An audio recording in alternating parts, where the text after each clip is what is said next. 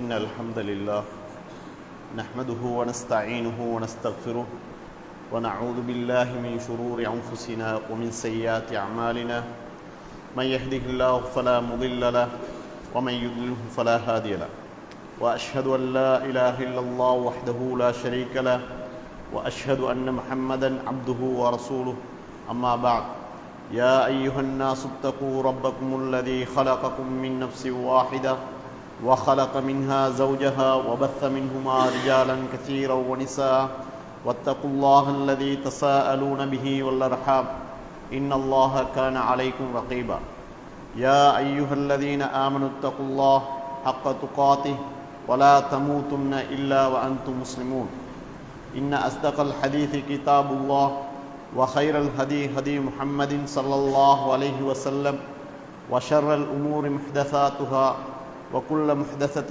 بدعة وكل بدعة ضلالة وكل ضلالة في النار. அளவற்ற அருளாளன் நிகரற்ற அன்புடையவனாகிய அல்லாஹ்வுடைய திருநாமத்தின் பெயரால் இந்த ஹுத்பா உரையை ஆரம்பம் செய்கிறேன்.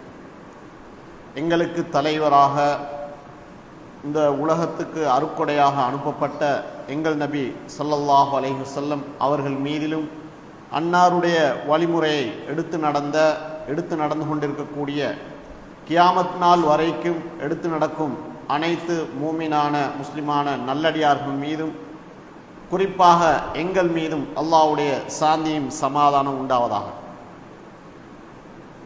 அல்லாஹ்வின் அழைப்பை ஏற்று இறை இல்லத்திலே கூடியிருக்கக்கூடிய அல்லாஹ்வுடைய நல்லடியார்களே, இஸ்லாமிய உறவுகளே, எல்லா சந்தர்ப்பத்திலும் அல்லாஹ்வை அஞ்சி நடந்து கொள்ளும்படி அடியேனுக்கும் அடுத்து உங்களுக்கும் நினைவுபடுத்தியனாக இன்றைய ஹுத்பா உரையிலே நபிகளாரின் இறுதி நாட்கள் என்ற வாழ்க்கை குறிப்பை சற்று நோக்குவோம் என்ற தலைப்பில் சில விடயங்களை முன்வைக்கலாம் நினைக்கிறேன். கண்ணியத்துக்கும் மதிப்புக்கும் உரிய அல்லாஹ்வுடைய நல்லடியார்களே, இஸ்லாமிய உறவுகளே, அல்லாஹ்வுடைய தூதர் ஸல்லல்லாஹு அலைஹி வஸல்லம் இந்த உலகத்தை விட்டும் பிரிந்த நாள் எங்களுக்கு தெரியும். ஹிஜ்ரி 11 ரபியுல் அவ்வல் மாதம் பிறை 12 இந்த திகதியில்தான் அல்லாஹ்வுடைய தூதர் ஸல்லல்லாஹு அலைஹி வஸல்லம் இந்த உலகை விட்டு பிரிந்தார்கள். ரபியுல் அவ்வல் மாதம் பிறை 12 திங்கட்கிழமை இந்த உலகை விட்டும் நபி அவர்கள் மரணிக்கிறார்கள். இந்த மரணிக்கக்கூடிய சந்தர்ப்பத்திலே நபிக்கு வயது 63 வயதும் 4 நாட்கள். நபி அவர்கள் இந்த உலகத்தை விட்டும் பிரிவதற்குரிய அடையாளங்கள் அவருடைய வாழ்க்கையிலே சில மாதங்களுக்கு முன்னே தோன்றியது. எங்களுக்கு தெரியும், ரபியுல் அவ்வல் மாதம் என்பது இஸ்லாமிய மாதங்களில் 3வது மாதமாக இருக்கிறது. முஹர்ரம், சஃபர், ரபியுல் அவ்வல். இதுக்கு முன்னால் வரக்கூடிய ஹிஜ்ரி 10ஆம் ஆண்டு ரமலான் மாதத்திலிருந்து ரசூல் ஸல்லல்லாஹு அலைஹி வஸல்லம் அவர்கள் இந்த உலகுக்கு விடை கொடுக்க போகிறார்கள் என்ற அடையாளங்கள் நபியுடைய வாழ்க்கையிலே வெளிப்பட ஆரம்பித்தது. வளமையாக அல்லாஹ்வுடைய தூதர் ஸல்லல்லாஹு அலைஹி வஸல்லம் அவர்கள் ஒவ்வொரு ரமலான் மாதத்திலும் கடைசி 10 நாட்கள் லைலத்துல் கத்ரை எதிர்பார்த்து ஏத்திகாஃப் இருப்பார்கள். அவர்கள் மரணிப்பதற்கு முன்னே வந்த அந்த ரமலானில் வளமைக்கு மாறாக அல்லாஹ்வுடைய தூதர் அவர்கள் 20 நாட்கள் ஏத்திகாஃப் இருந்தார்கள். ஒவ்வொரு வருடமும் கடைசி 10 ரமலானுடைய கடைசி 10 நாட்கள் ஏத்திகாஃப் இருப்பார்கள். ஆனால் அல்லாஹ்வுடைய தூதர் மரணிக்கக்கூடிய அந்த வருடத்துக்கு முன்னே வந்த ரமலான் மாதத்தில் வளமைக்கு மாற்றமாக 20 நாட்கள் ஏத்திகாஃப் இருந்தார்கள். அது மட்டுமல்ல, ரமலானில் நடக்கக்கூடிய இன்னொரு விடயம்தான், ஒவ்வொரு வருடமும் இறங்கக்கூடிய அந்த குர்ஆன் வசனத்தை, குர்ஆனுடைய ஆயத்துகளை வளமையாக ஜிப்ரீல் அலைஹிஸ்ஸலாம் அவர்கள் ரமலான் மாதத்தில் வந்து ரசூலுல்லாஹ் அவர்களிடத்தில் ஒப்புவைத்து அந்த குர்ஆனை சரிபார்ப்பார்கள். இந்த கடைசியாக வந்த அந்த ரமலானில் ஜிப்ரீல் அலைஹிஸ்ஸலாம் அவர்களும் வர ரசூலுல்லாஹ்வும் ஒப்புவைக்க 2 முறை அந்த குர்ஆனை சரிபார்த்தது நடந்தது. இவ்வாறு அந்த ரமலானை தொடர்ந்து வந்த அதுக்கடுத்து வரக்கூடிய ஷவ்வால் மாதம், ஷவ்வால் மாதத்தை தொடர்ந்து துல்காதா மாதம், துல்காதாவுடைய மாதம் வரக்கூடிய சந்தர்ப்பத்திலே அல்லாஹ்வுடைய தூதர் சொல்கிறார்கள், நான் இந்த முறை ஹஜ்ஜி செல்ல போகிறேன், நான் இம்முறை ஹஜ்ஜிக்கு செல்ல போகிறேன் என்று சொல்ல மக்கள் எல்லாம் அணி அணியாக திரண்டார்கள். எங்களுக்கு தெரியும் அல்லாஹ்வுடைய தூதர் இதற்கு முன்னால் அவருடைய வாழ்க்கையிலே தொழுகையை கற்றுக் கொடுத்து விட்டார்கள், நோன்பை கற்றுக் கொடுத்து விட்டார்கள், ஜகாத்தை கற்றுக் கொடுத்து விட்டார்கள், குடும்ப வாழ்க்கையை கற்றுக் கொடுத்து விட்டார்கள், வியாபாரம், இது போன்ற அனைத்து துறையையும் நபி அவர்கள் ஏனைய சஹாபாக்களுக்கு கற்றுக் கொடுத்து விட்டார்கள், இந்த உம்மத்துக்கு எத்தி வைத்து விட்டார்கள். ஆனாலும் இதுவரைக்கும் ரசூலுல்லாஹ் ஹஜ்ஜை அவர்கள் கற்றுக் கொடுக்கவில்லை. இதனால் ரசூலுல்லாஹ் செய்த இந்த ஹஜ்ஜை சொல்வார்கள் ஹஜ்ஜத்துல் விதா, அதாவது இந்த உலகத்துக்கு அவர்கள் விடை கொடுக்கும் ஹஜ் என்று சொல்வார்கள். அல்லாஹ்வுடைய தூதர் செய்த முதல் ஹஜ்ஜும் இறுதி ஹஜ்ஜியும் ஒன்றுதான். இந்த ஹஜ்ஜை கற்றுக்கொள்வதற்காக வேண்டி மக்கள் எல்லாம் அணி அணியாக திரண்டு வந்தார்கள் அல்லாஹ்வுடைய தூதருடன் ரசூலுல்லாஹ்வுடன் ஹஜ் செய்வதற்காக வேண்டி. இவ்வாறு ஹஜ் நடந்து கொண்டிருக்கக்கூடிய நேரத்திலே எங்களுக்கு தெரியும் அரஃபா வெளியிலே ஒரு உரை நிகழ்த்தப்படும். அந்த உரை தற்போது கூட ஒவ்வொரு வருடமும் அரஃபாவுடைய தினத்தில் எங்களுக்கு நேரடியாக ஒளிப்பதிவு செய்யப்பட்டு எங்களுக்கு நேரடியாக ஒளிபரப்பு செய்யப்படுகிறது. அதுக்கு வித்திட்டவர் அல்லாஹ்வுடைய தூதர் தான். அந்த அரஃபாவுடைய தினத்திலே அல்லாஹ்வுடைய தூதர் ஹஜ்ஜை ஆரம்பிக்கும் போதே அல்லாஹ்வுடைய தூதர் சொல்கிறார்கள், லஅல்லி லா அல்காக்கும் பஅத ஆமி ஹாதா, வார வருடம் இந்த இடத்தில் நான் உங்களை சந்திக்க மாட்டேன் போலிருக்கிறது. அல்லாஹ்வுடைய தூதர் அந்த ஹஜ்ஜுடைய உரையை ஆரம்பிக்கக்கூடிய சந்தர்ப்பத்திலே மக்களுக்கு முதலாவது சொல்லக்கூடிய செய்தி லஅல்லி லா அல்காக்கும் பஅத ஆமி ஹாதா, இந்த வருஷத்துக்கு பின்னால் இந்த இடத்தில் நான் உங்களை சந்திக்காமல் இருக்கக்கூடும் என ரசூலுல்லாஹ் தன்னுடைய அந்த மரண செய்தியை சைக்கினையாக சொல்கிறார்கள். அது மட்டுமல்ல, தொடர்ந்து அந்த ஹஜ்ஜுடைய அந்த உரையை, அரஃபாவுடைய உரையை ரசூல் ஸல்லல்லாஹு அலைஹி வஸல்லம் நிகழ்த்தி முடிய குர்ஆனுடைய வசனம் இறங்குது. ரசூலுல்லாஹ் இந்த உலகுக்கு விடை கொடுக்க போகிறார்கள். அல் யௌம அக்மல்து லக்கும் தீனக்கும் வ அத்மம்து அலைக்கும் நிஅமதி வ ரதீது லக்குமுல் இஸ்லாம தீனா.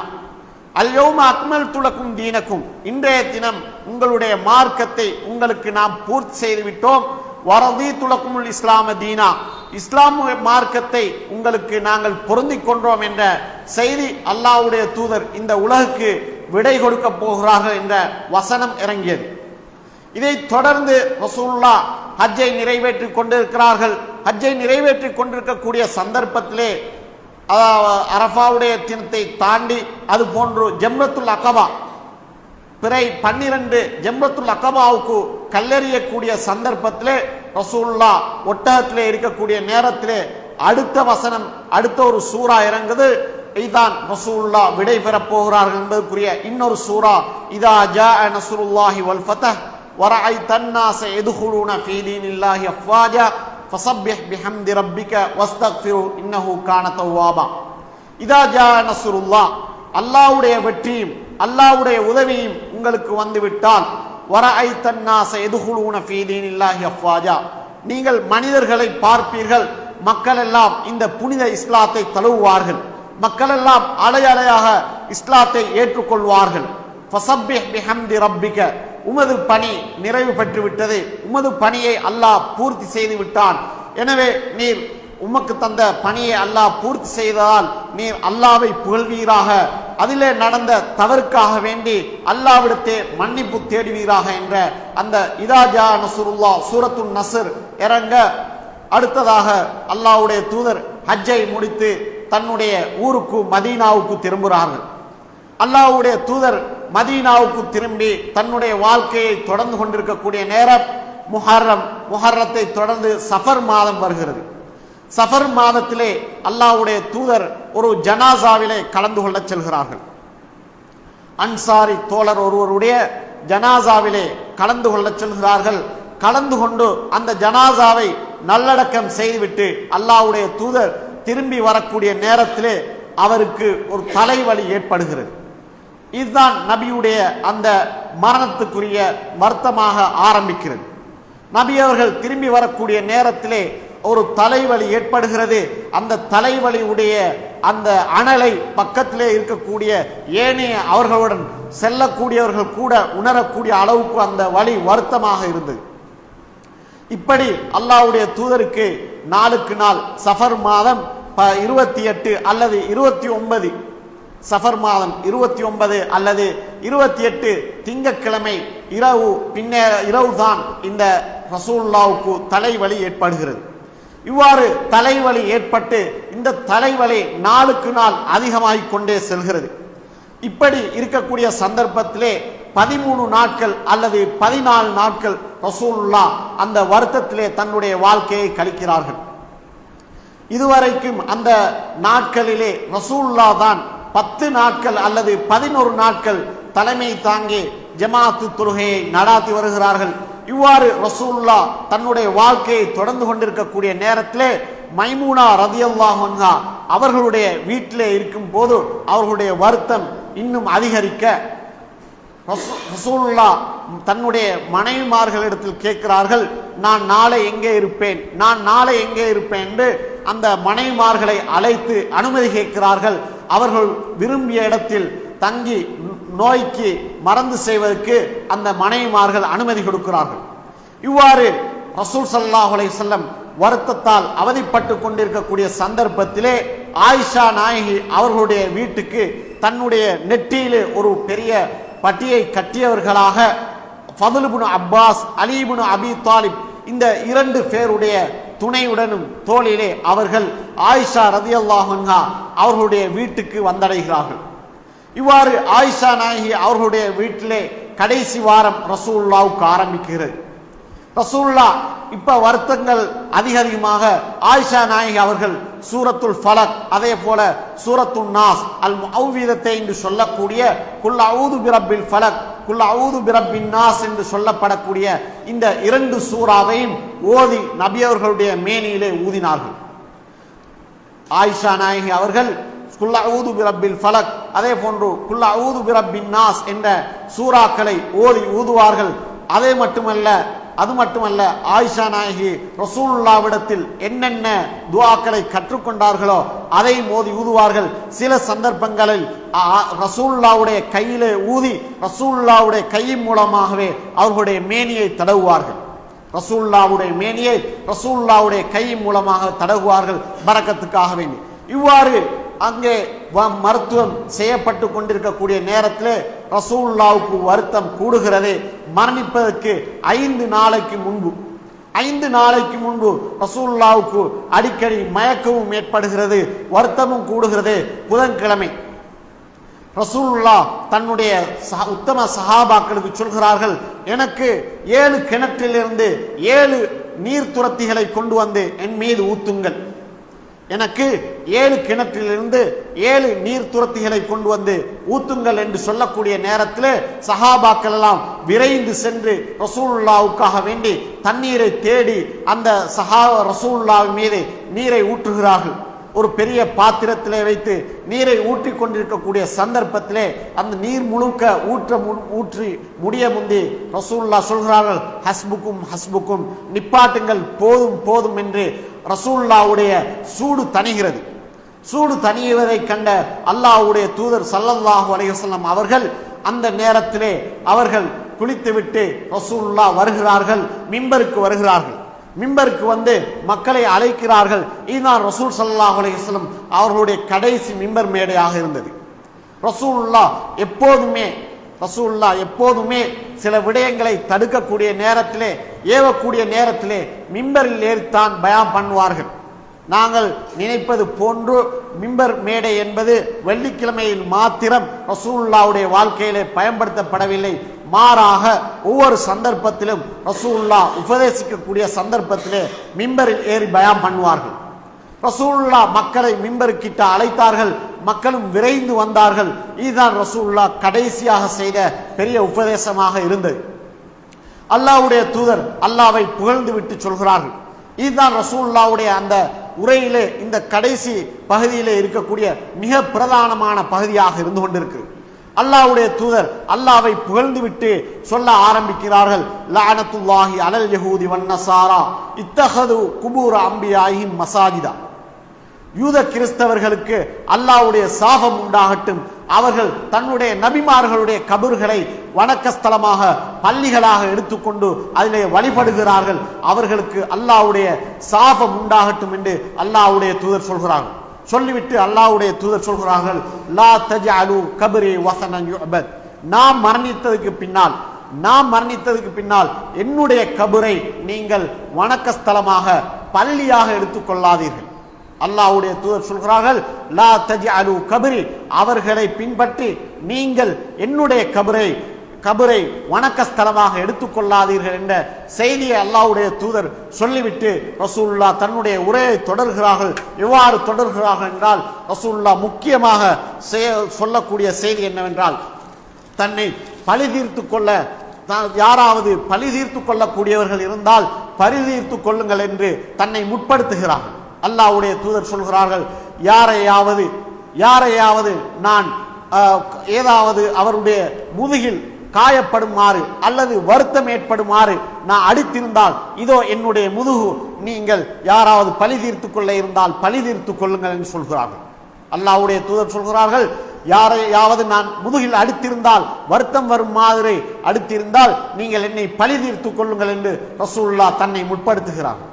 அதோடு தொடர்ந்து சொல்கிறார்கள், யாரையாவது நான் மானபங்கப்படுத்தி இருந்தால், யாரையாவது அவருடைய மானத்தை பறிபோகும் அளவுக்கு நாம் பேசி இருந்தால் இதோ என்னுடைய மானம், என்னுடைய மானத்தை அவர் இந்த இடத்தில் அவர் என்ன செய்யட்டும், போக்கட்டும் என்று ரசூலுல்லாஹ் அந்த இடத்திலே முன்வைக்கிறார்கள். அது மட்டுமல்ல, தொடர்ந்து ரசூலுல்லாஹ் சொல்கிறார்கள், யாருக்காவது நான் கடன் தர இருந்தால் என் கடனை கேட்டு வாங்கிக் கொள்ளுங்கள் என்று அல்லாஹ்வுடைய தூதர் ஸல்லல்லாஹு அலைஹி வஸல்லம் அந்த இடத்திலே சொல்கிறார்கள். சொல்லக்கூடிய நேரத்திலே ஒரு சஹாபி சொல்கிறார், யா ரசூலுல்லாஹ், எனக்கு 3 திர்ஹங்கள் நீங்கள் தர வேண்டும். ஒரு சந்தர்ப்பத்தில் ஒரு யாசகர் உங்களிடத்தில் வந்தார், உங்களிடத்திலே கொடுப்பதற்கு பணம் காசு இருக்கவில்லை, என்னிடத்திலிருந்து 3 திர்ஹங்கள் கேட்டீர்கள், 3 திர்ஹத்தை நீங்கள் என்னிடம் வாங்கி கொடுத்தீர்கள், அது எனக்கு தர இருக்க அல்லாஹ்வுடைய தூதரே என்று சொன்னார்கள். அப்போது அந்த ரசூலுல்லாஹ் சொன்னார்கள், ஃபதுலே தன்னுடைய சகோதரை பார்த்து சொன்னார், ஃபதுலே இவருடைய அந்த 3 திர்ஹத்தையும் கொடுத்து விடுங்கள். இந்த சந்தர்ப்பத்திலே அந்த சஹாபாக்கள் ஆவேசமாக அவர்கள் ஆவேசப்பட்டு பார்த்தார்கள். அல்லாஹ்வுடைய தூதர் கடும் வருத்தத்திலே இருக்கிறார்கள். அவர்கள் இப்படி வருத்தத்திலே இருக்கும் போது ஒரு நபித்தோழர் இப்படி கேட்கிறார் என்று நீ உன்னுடைய சல்லியை கேட்கிறாய் என்று அந்த ஆவேசப்பட்டார்கள். ஆவேசப்படக்கூடிய நேரத்தில் அந்த தோழர் சொன்னார், நான் இன்னும் சல்லி எனக்கு பெரிதல்ல, நான் அல்லாஹ்வுடைய தூதரிடத்திலே இருந்து இறுதியாக ஏதாவது பெற்றுக்கொள்ள வேண்டும் என்ற ஆசையில் தான் நான் கேட்டேன் என்று அந்த தோழர் சொன்னதை நாங்கள் பார்க்கிறோம். இப்படி ரசூலுல்லாஹ் என்ன செய்தார்கள் என்றால், மரணிப்பதற்கு முன்னால் தன்னை பழி தீர்த்து கொள்ள, கடனை வாங்கிக் கொள்ள, ஏனையவர்களுடைய உரிமையை பெற்றுக்கொள்ள சந்தர்ப்பத்தை அளித்தார்கள். இது மட்டுமல்ல, இதற்கு முன்னால் ஒரு சந்தர்ப்பத்திலே ரசூலுல்லாஹ்வுடைய வாழ்விலே நடக்கிறவாறுனால் பத்ர் யுத்தத்திலே ரசூல் ஸல்லல்லாஹு அலைஹி வஸல்லம் சஃப்களை சரி செய்கிறார்கள். சரி செய்யக்கூடிய நேரத்தில் ஒரு சஹாபிக்கு தன்னிடத்திலே இருந்த அம்பினால் லேசாக குத்தி விடுகிறார்கள். அவர் சஃப்லே முன்னுக்கு இருந்தார்கள், அவருக்கு லேசாக குத்தி விடுகிறார்கள். இந்த சந்தர்ப்பத்திலே அந்த சஹாபி ரசூலுல்லாவை பார்த்து சொன்னார்கள், அல்லாஹ்வுடைய தூதரே, நீங்கள் என்னுடைய வயிற்றை காயப்படுத்தி எனக்கு வயிற்றிலே வருத்தத்தை ஏற்படுமாறு செய்துவிட்டீர்களே அல்லாஹ்வுடைய தூதரே என்று சொன்னார்கள். சொல்லக்கூடிய சந்தர்ப்பத்திலே அந்த ரசூலுல்லாஹ் சொன்னார்கள், இது என்னுடைய வயிறிற்கு நீ பழி தீர்த்து கொள்ளார்கள். அல்லாஹ்வுடைய தூதர் சொன்னார்கள், இதை என்னுடைய வயிறிற்கு நீ பழி தீர்த்து கொள்வீராக என்று சொல்ல அந்த சஹாபி என்ன செய்தார் என்றால், ரசூலுல்லாஹ்வுடைய வயிற்றை அப்படியே முத்தமிட்டார்கள். பின்னால் ரசூலுல்லாஹ் கேட்டார்கள், சவாத் இப்னு கஸியா என்ற சஹாபியிடம், சவாதே நீ ஏன் இப்படி செய்தீர் என்று கேட்கக்கூடிய நேரத்திலே அந்த சஹாபி சொன்னார், அல்லாஹ்வுடைய தூதரே, உங்களுக்கு தெரியும், தற்போது நடக்க போற நிகழ்வு உங்களுக்கு தெரியும், கடைசியாக என்னுடைய மேனியும் உங்களுடைய மேனியும் ஒன்று சேர வேண்டும் என்ற ஆசையில் தான் நான் அவ்வாறு செய்தேன் சொன்னார்கள்.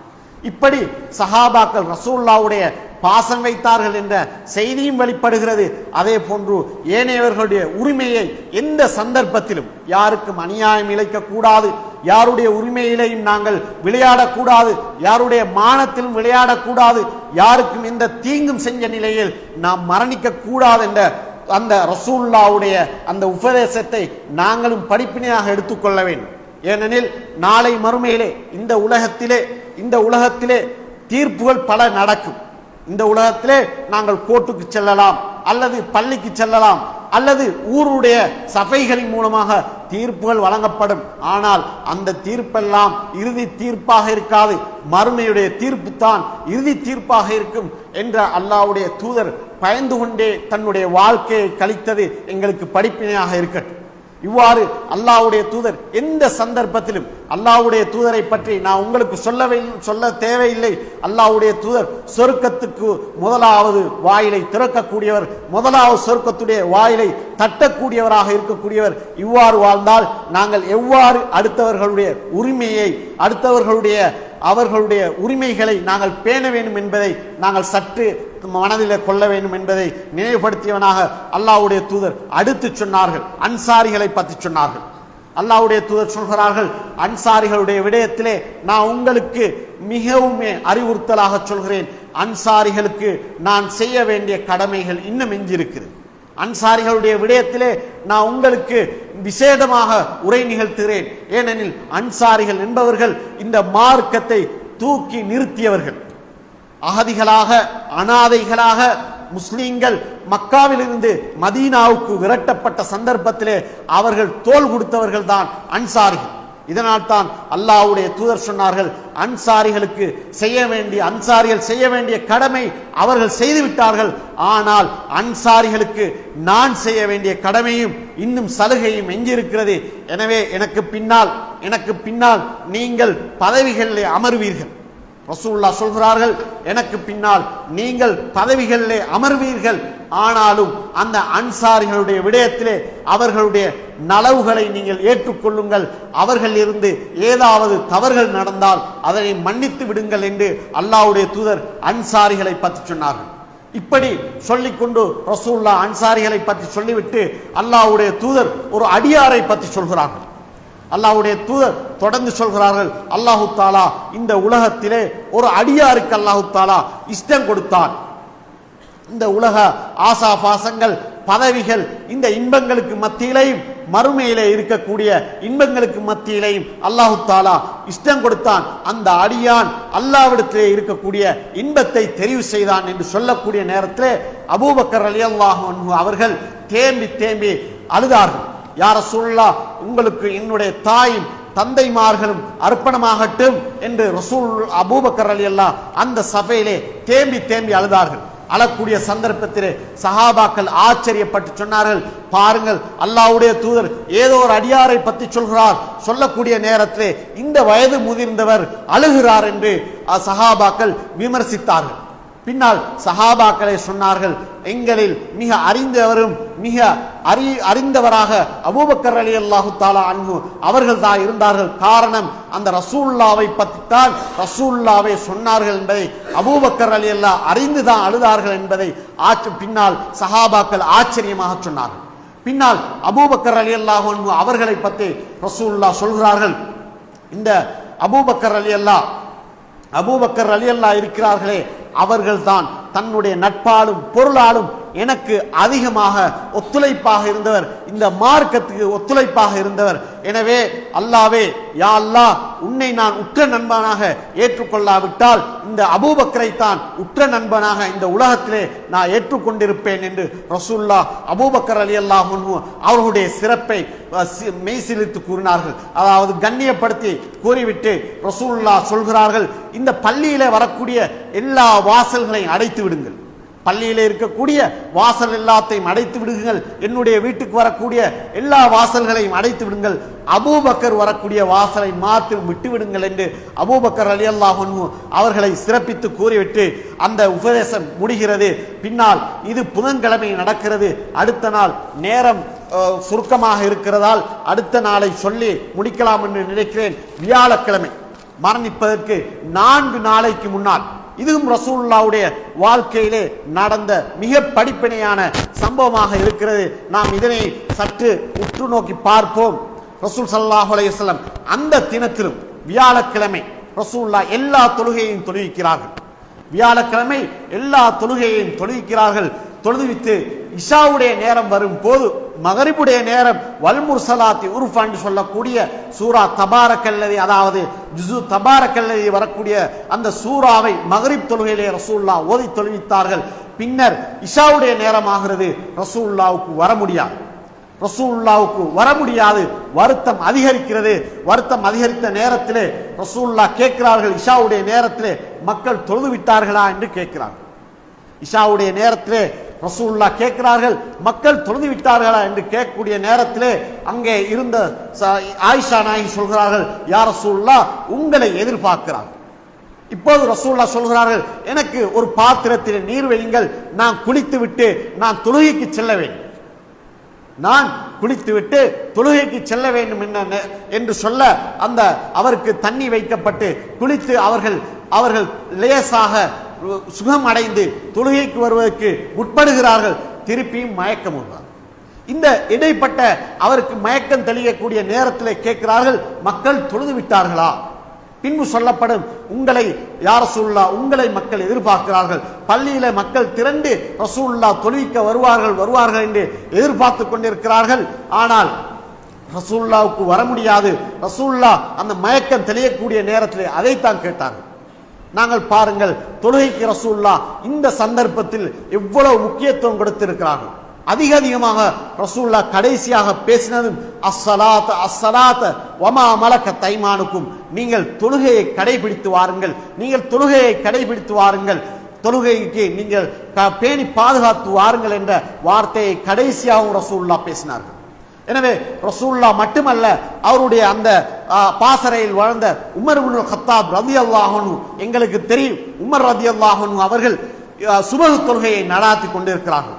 சுபஹை தொழுகையை நடாத்தி கொண்டிருக்கக்கூடிய சந்தர்ப்பத்திலே அவர் கத்தியால குத்தப்படுகிறார். ரத்தத்தில் மூழ்கி இருக்கிறார். மூழ்கி இருக்கக்கூடிய நேரத்திலே அவர் சொல்கிறார், அப்துர் ரஹ்மான் இப்னு அவுஃப் ரலியல்லாஹு அன்ஹு அவர்களை பார்த்து, நீங்கள் தொழுகையை நடாத்துங்கள். இந்த சந்தர்ப்பத்திலே உமர் ரலியல்லாஹு சொல்கிறார்கள், நீங்கள் தொழுகையை நடாத்துங்கள் என்று சொல்லிவிட்டு அவர்கள் வருத்தத்திலே இருக்கிறார்கள். அவருடைய வருத்தம் லேசாக அந்த வருத்தத்திலே இருந்து அவர்கள் தெரியக்கூடிய நேரத்திலே சுபஹுடைய நேரம், அதாவது காலை ஆகிவிட்டது, சூரியன் உதித்து விட்டது. சூரியன் உதித்ததுக்கு பின்னால் அப்துர் ரஹ்மான் இப்னு அவுஃப் ரலியல்லாஹு பார்த்து அந்த உமர் ரலியல்லாஹு ஹலீஃபா ஜனாதிபதியை பார்த்து சொல்கிறார்கள், நீங்கள் இதுவரைக்கும் சுபஹ் தொழவில்லை, இதுவரைக்கும் நீங்கள் சுபஹ் தொழவில்லை என்று ஹலீஃபாவை பார்த்து ஒரு சாதாரண சஹாபி சொல்கிறார். அப்போது உமர் ரலியல்லாஹு அந்த சுபஹ் தொழுகையை நிறைவேற்றுகிறார். எங்களுடைய நிலையையும் சுபஹ் தொழுகையையும் தொழுகையோடு உள்ள தொடர்பையும் நாங்கள் சற்று சிந்தித்து பார்ப்போம். அடுத்த பகுதியை நாங்கள் இன்ஷா அல்லாஹ் அடுத்த ஹுத்பாவில்.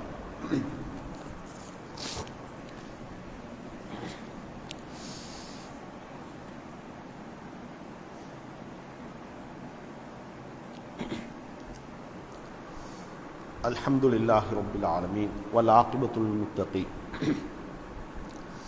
இப்படி இஷாவுடைய நேரம் ரசூல் ஸல்லல்லாஹு அலைஹி வஸல்லம் வர முடியாமல் ரசூலுல்லாஹ் சொல்கிறார்கள், அபூபக்கரை தொழுவிக்க சொல்லி. அபூபக்கர் ரலியல்லாஹு அன்ஹு அவர்களை தொழுகை நடாத்துமாறு ரசூலுல்லாஹ் பணிக்கிறார்கள். அந்த இஷாவுடைய தொழுகையில் இருந்து ரசூலுல்லாஹ் மரணிக்கும் வரைக்கும் 17 வக்துகள், அதாவது 17 நேர தொழுகையை ரசூல் ஸல்லல்லாஹு அலைஹி வஸல்லம் இருக்கக்கூடிய சந்தர்ப்பத்திலே அபூபக்கர் ரலியல்லாஹு அன்ஹு அவர்கள் தான் நடாத்துகிறார்கள். இப்படி அபூபக்கர் ரலியல்லாஹு தொழுகையை நடாத்தி கொண்டிருக்கும் போது ரசூலுல்லாஹ் அந்த வருத்தத்திலே கடுமையாக வருத்தப்பட்டு கொண்டே இருந்தார்கள். இப்படி வருத்தப்பட்டு கொண்டிருக்கக்கூடிய நேரத்தில் கடைசி நாள், இடைப்பட்ட நாட்களை சொல்வதற்கு நேரம் போகாது, கடைசி நாள் நடந்த கடைசி நிகழ்வை சொல்லி இந்த ஹுத்பாவை சுருக்கிக்கொள்ளலாம் என்று நினைக்கிறேன். கடைசியாக ரசூல் ஸல்லல்லாஹு அலைஹி வஸல்லம் கடைசி நாள் திங்கட்கிழமையிலே ரசூலுல்லாஹ் சுபஹுடைய நேரத்திலே அவர்கள் ஆயிஷா நாயகியுடைய அறையிலே இருந்து கொண்டு வெளியே வந்து திரையை அகற்றி பார்க்கிறார்கள். அபூபக்கர் ரலியல்லாஹுடைய தலைமையிலே அந்த முஸ்லிம்கள் அணிவகுத்து சுபஹுடைய தொழுகையை தொழுது கொண்டிருக்கிறார்கள்.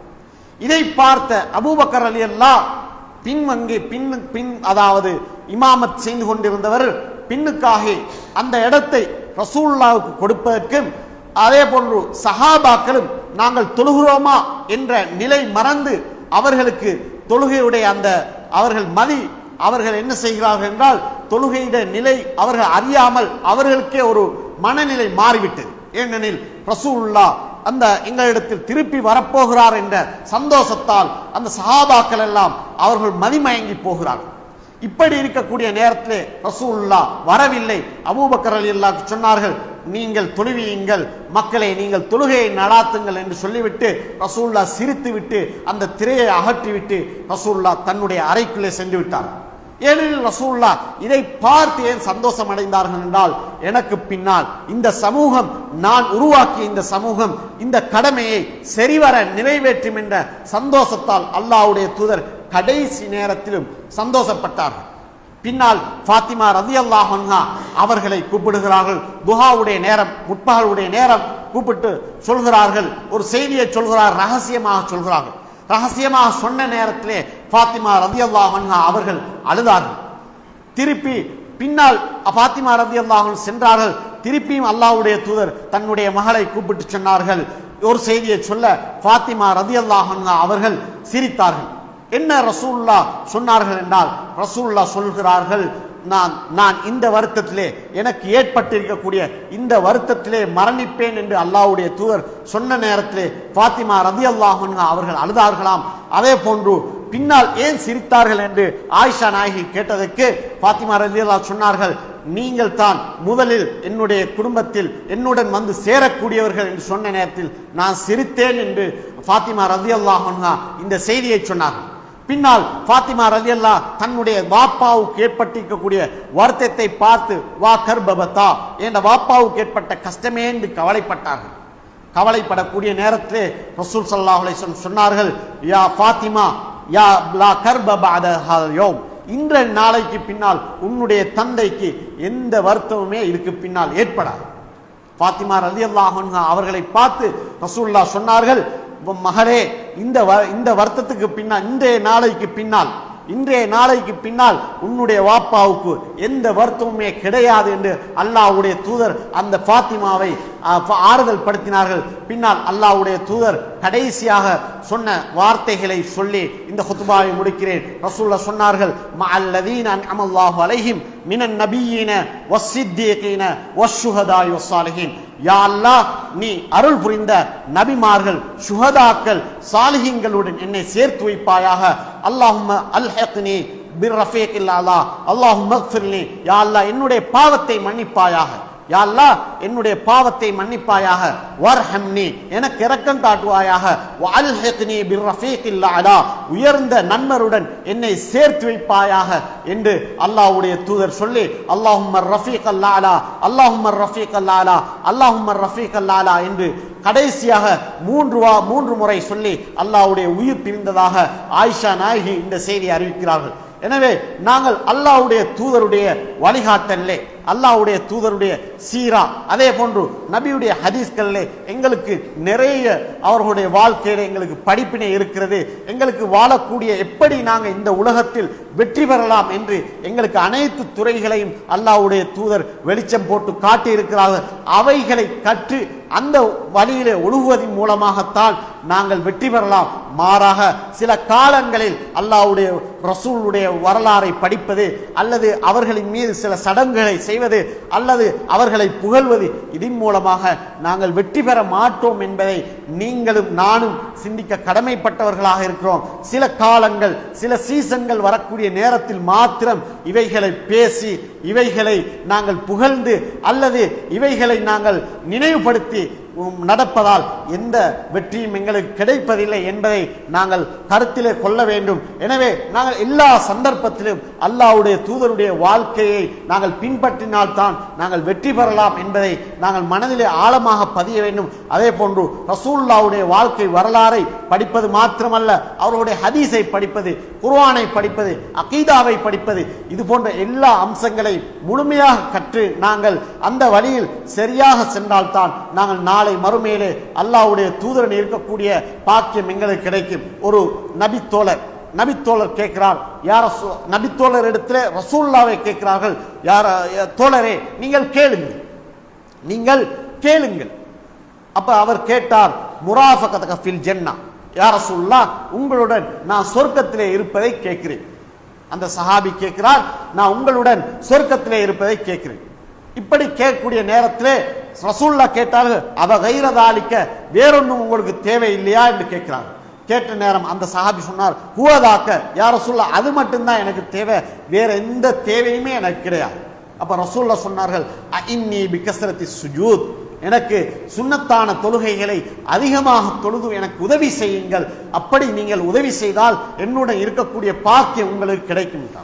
எனவே நபியுடைய வாழ்க்கையில இருக்கக்கூடிய அனைத்து சுன்னாக்கள் அது போன்ற எல்லா விடயங்களையும் நாங்கள் கடைபிடித்து அந்த வாழ்க்கையை முழுமையாக கடைபிடித்து வாழ்வதன் மூலமாக நாங்கள் அல்லாஹ்வுடைய அந்த உயர்தரமான சொர்க்கத்தை அடையக்கூடிய பாக்கியம் கிடைக்கும். எனவே அந்த விடயங்களை நாங்கள் அறிந்து கற்று ஒவ்வொரு நாளும் நாங்கள் ஒவ்வொரு விடயத்தை கற்று அந்த வழியிலே நடப்பதற்கு எல்லாம் வல்ல அல்லாஹு தஆலா நம் அனைவருக்கும் அருள் புரிவானாக.